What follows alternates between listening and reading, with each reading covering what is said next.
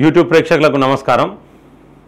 ఇక లోక్సభ ఎన్నికలు సమీపిస్తున్నాయి. సో ప్రజలందరూ అప్రమత్తంగా ఉండాలి. చాలామంది జిమిక్స్ చేస్తారు. ముఖ్యంగా కాంగ్రెస్ చాలా జిమిక్లు చేయబోతూ ఉన్నది కాంగ్రెస్. సో ఖచ్చితంగా మీరందరూ కూడా ఖచ్చితంగా దీని మీద కొంచెం అప్రమత్తంగా ఉండి ఈ యొక్క జిమిక్స్ను ఎదుర్కోవాలి. ఆ జిమిక్స్ ఏంటి? ఇప్పుడు రేవంత్ రెడ్డి వ్యూహం ఏంటిది? ఈ లోకసభ ఎన్నికలకు రేవంత్ రెడ్డి వ్యూహం ఏంటిది? ఈ యొక్క లోక్సభ ఎన్నికల గురించి రేవంత్ రెడ్డి గెలిచిన తర్వాత 10 రోజులు 15 రోజులు అంటే ప్రభుత్వం ఏర్పాటు చేసినాక వారం రోజుల తర్వాత నుంచి వెళ్ళి ఆయన వ్యూహాన్ని స్టార్ట్ చేసిండు. ఇక అసలు ఆయన వ్యూహం ఏంటిది? ఏ విధంగా గెలవాలి మరి అంటే లోక్సభ ఎన్నికల్లో గెలవడానికి ఏం చేయాలనే దాని మీద ఒక వ్యూహం అయితే రేవంత్ రెడ్డి వ్యూహంతో పోతూ ఉన్నాడు. అలాగే ఈ యొక్క కాంగ్రెస్ కూడా ఒక వ్యూహంతో పోతూ ఉన్నది. సో ఇలాంటి వ్యూహాలు, ఇలాంటి తప్పుడు పనులు, ఇలాంటి అడ్డమైన పనులు చేయడంలో కాంగ్రెస్ దిట్ట అని చెప్పేసి కూడా మనం చెప్పుకోవచ్చు. అసలు ఆ వ్యూహం ఏంటిది, రేవంత్ రెడ్డి వ్యూహం ఏంటిది అనేది మనం ఖచ్చితంగా ఇప్పుడు మాట్లాడుకోవాల్సిన అవసరం ఉన్నది.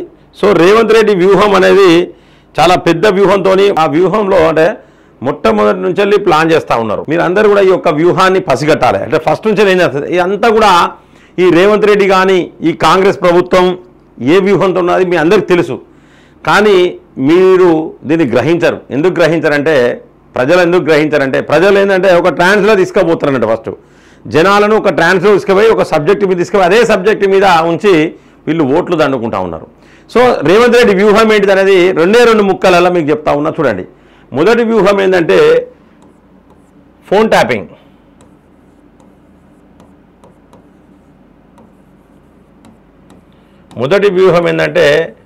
ట్యాపింగ్. రెండో వ్యూహం ఏంటిదంటే విద్యుత్ ప్లాంట్ల నిర్ణయాలు.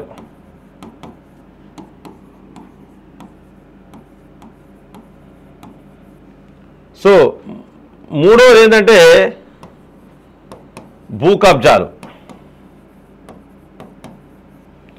సో ఈ మూడిటితోని కూడా దీన్ని ఏంటంటే ఈ యొక్క 3 పాయింట్స్ ఇప్పుడు నేను ఏదైతే చెప్పినో ఈ యొక్క ఫోన్ ట్యాపింగు, విద్యుత్ ప్లాంట్ల నిర్ణయాలు, భూ కబ్జాలు వీటిని బేస్ చేసుకొని ఇలా తెలంగాణలో మళ్ళీ లోక్సభ ఎన్నికలలో ఎక్కువ స్థానాలు కొట్టేందుకు రేవంత్ రెడ్డి అలాగే కాంగ్రెస్ ప్రభుత్వం ప్రయత్నం చేస్తూ ఉన్నది.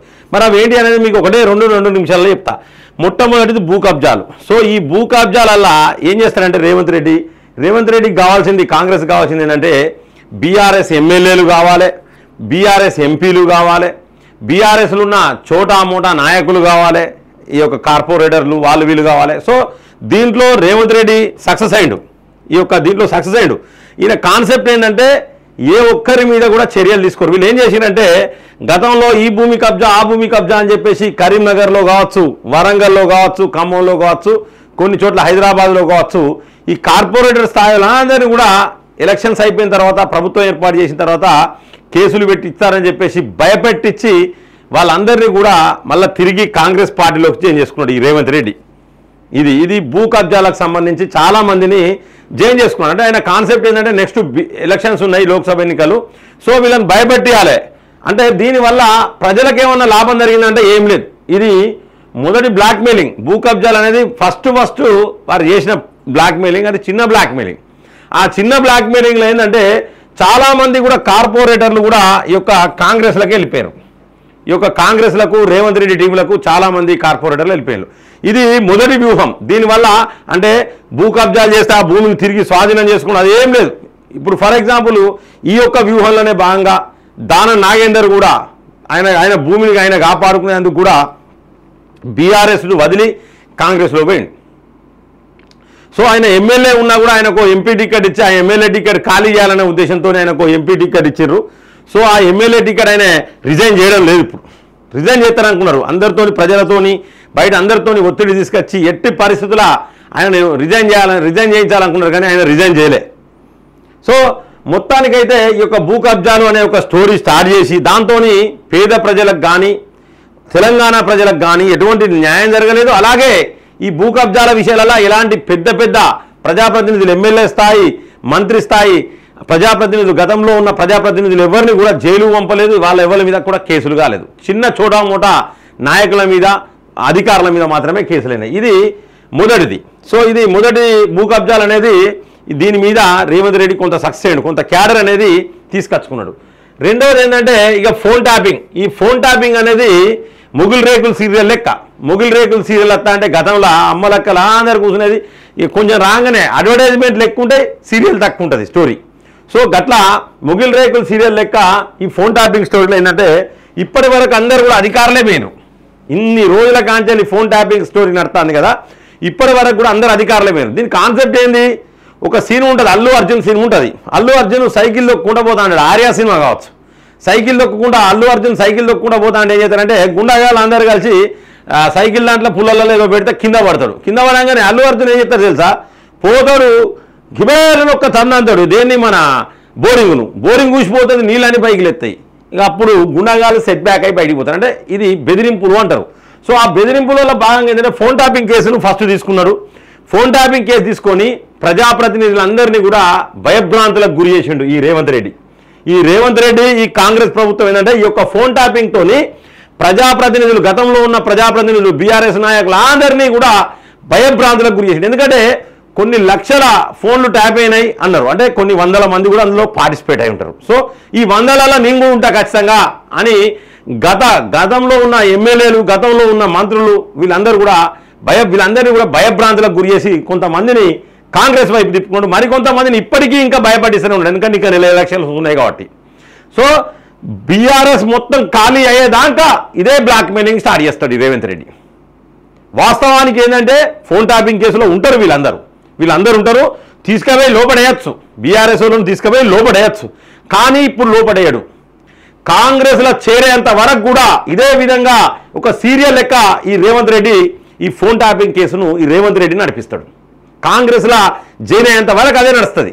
సో భయపడి చాలామంది నేను కాంగ్రెస్లో జాయిన్ అయితే ఇప్పుడు మంత్రి మల్లారెడ్డి ఉన్నాడు, ఆయన బిల్డింగ్లు కూడా కొట్టారు. ఆయన బిల్డింగ్లు కూడా కొట్టగానే ఏం చేసిండు, ఆయన నేను కాంగ్రెస్లో జాయిన్ అవుతాను పోతే ఆయన తీసుకుంటలేరు.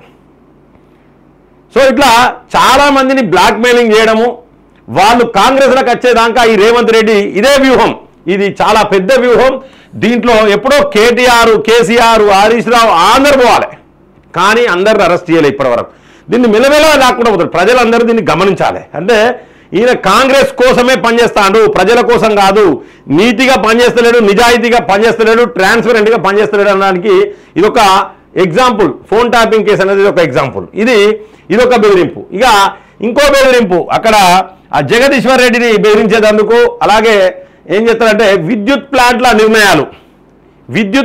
నిర్ణయాలంటే ఈ యాదాద్రి కావచ్చు, భద్రాద్రి కావచ్చు, అలాగే ఛత్తీస్గఢ్ విద్యుత్ కావచ్చు, ఈ ప్లాంట్ల నిర్ణయాలల్లో వీళ్ళ పాత్ర ఏందనేది ఒక చీఫ్ జస్టిస్, మాజీ చీఫ్ జస్టిస్ను పెట్టిర్రు. సో మాజీ చీఫ్ జస్టిస్ చాలామంది అధికారులకు నోటీసులు ఇచ్చారు, వారు కూడా నోటీసులు ఇచ్చారు. నెక్స్ట్ ప్రజాప్రతినిధులకు నోటీసులు ఇవ్వబోతారు అని చెప్పేసి ఒక వార్త అనేది సర్క్యులేట్ అవుతుంది. దీంట్లో జగదీశ్వర్ రెడ్డి ఉన్నాడు కనుక ఇప్పుడు జగదీశ్వర్ రెడ్డికి ఆ టీంకు ఇంకెవరెవరైతే ఉన్నారో వాళ్ళందరికీ కూడా భయం అనేది స్టార్ట్ అయ్యి వాళ్ళు కూడా కాంగ్రెస్లోకి రావాలనే ఉద్దేశంతో ఇదొక లీకు. సో వీటన్నిటికీ కర్త కర్మ క్రియ ఇవ్వాలంటే ఈ యొక్క పేపర్లు, ఆంధ్రజ్యోతి పేపర్లో ఇవన్నీ కథనాలు రోజు బ్రహ్మాండంగా వస్తాయి.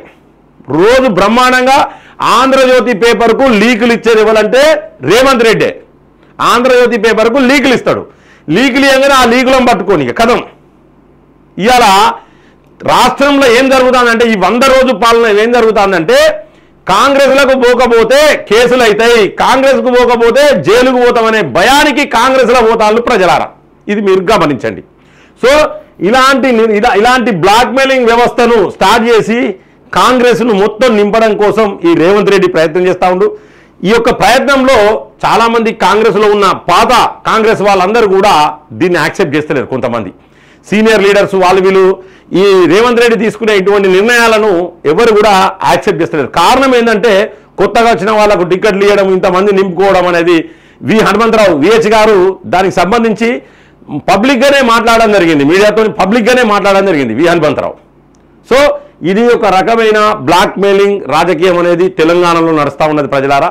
సో దీన్ని గమనించి ఈ బీఆర్ఎస్ చేసిన తప్పులను ఎట్టి పరిస్థితుల్లో వీళ్ళని అరెస్ట్ చేయరు. Bharatiya Janata party attack start చేసింది కేజ్రీవాల్ను, ముఖ్యమంత్రిని, మా ఉప ముఖ్యమంత్రిని, ఎమ్మెల్సీని, కవితను ఆమెను లోపల నూకింది. సో ఈ విధమైన నిర్ణయాలు స్ట్రైట్ ఫార్వర్డ్గా ఈ విధమైన నిర్ణయాలు అనేది ఈ కాంగ్రెస్ ప్రభుత్వం కానీ ఈ రేవంత్ రెడ్డి కానీ తీసుకోలేడు. ఎందుకంటే ఈ విధంగా బ్లాక్మెయిల్ చేసి కాంగ్రెస్ను, తెలంగాణలో కాంగ్రెస్ను గట్టిగా తయారు చేసుకుందామనే ఆలోచనతో ఈ విధంగా బ్లాక్మెయిల్ రాజకీయాలకు ఈ యొక్క రేవంత్ రెడ్డి దిగజారుతున్నాడు అని చెప్పేసి నేను ఈ సందర్భంగా మీకు తెలియజేసుకుంటూ సెలవు తీసుకుంటున్నాను. జై హింద్, జై భారత్.